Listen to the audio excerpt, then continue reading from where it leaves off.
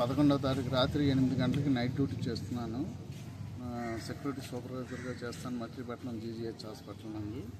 అయితే రాత్రి duty security వాళ్ళని ఎక్కించి నా రూమ్లోకి వెళ్తుండగా బట్రాజు రాంబాబు అంబులెన్స్ డ్రైవర్ అని అతను వచ్చి ఇక్కడ అసాల్ట్ కేసులు ఉన్నాయి, బయట గుంపులుగా జనం ఉన్నారు, వాళ్ళందరినీ పోలీస్ స్టేషన్కి ఫోన్ చేసి వాళ్ళందరినీ గేట్ బయటకు తోలేయచ్చు, ఆ బాధ్యత నీదే అని చెప్పి అన్నాడు. నేను అన్నాను వాళ్ళు ఏదైనా గొడవ చేసి ఏదైనా ఇదిగా ఉంటే నేను ఆర్ఎంఓ గారికి ఇన్ఫామ్ చేసి నేను పోలీసులకు ఫోన్ చేస్తాను, ఆ విషయం నాకు తెలుసు, నువ్వు చెప్పక్కర్లేదు అన్నాను.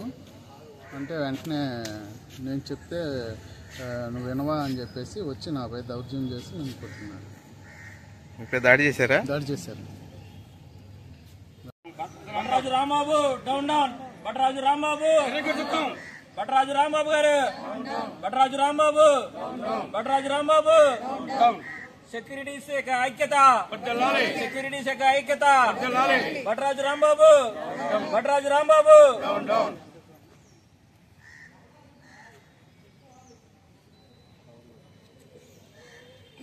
నేను హాస్పిటల్లో సెక్యూరిటీ గార్డ్గా చేస్తాను సార్. మా హస్బెండ్ బెస్ట్ కంట్రోల్గా చేస్తారు.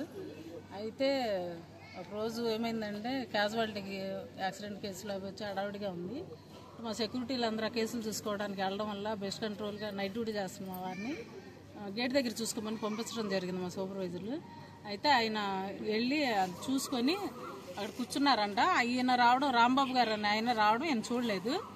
ఆయన బండి ఆపుకొని ఫుల్గా తాగున్నారు. ఆ రోజు బండి ఆపి, ఎరా నేను రావడం చూడలేదా, నువ్వు నీకు కనిపించట్లేదా, లేచి నమస్కారం పెడతాం కూడా నీకు తెలియదు అని చెప్పేసి ఆయన మీదకి వెళ్ళి తొయ్యడం, కొట్టడానికి మీదకి వెళ్ళడం చేశారండి. అయితే మేము ఫోన్లే ఏదో కొంచెం తాగున్నారనేసి ఆ రోజు ఊరుకున్నాము. తెల్లారి చెప్పడం కూడా అందరికి జరిగింది. తోటి వర్కర్ కదా అని మేము ఊరుకుంటున్నాం సార్.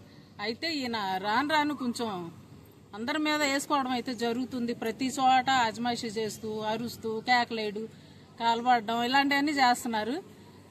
ఇలాగే వదిలేస్తే ఆయన ఎంతవరకైనా వెళ్తారని ఆలోచించి ఈరోజు మేము సెక్యూరిటీలు అందరూ మా సూపర్వైజర్ గారిని చేసుకున్నందుకు గాను ధర్నా చేయడానికి కూర్చున్నామండి. మా సెక్యూరిటీ సూపర్వైజర్కి న్యాయం జరిగే వరకు మేము ఈ ధర్నా ఆపం సార్. ఆయన వచ్చి ఆయన కాళ్ళకి నమస్కారం చెయ్యాలి, అప్పటి వరకు మేము ఇది వాకౌట్ చెయ్యం. మేము ఇక్కడే ఉంటాము. మేము సూపరింటెండెంట్ మేడంకి, ఆర్ఎం సార్కి చెప్పడం జరిగింది ఈ విషయంలో. వాళ్ళు కూడా మాకు మద్దతు తెలిపారు. లెటర్ రూపంగా ఏమన్నారు ఇస్తున్నాం సార్. మేము ఈ విషయం అయితే అంత తేలిగ్గా వదిలిపెట్టాం సార్.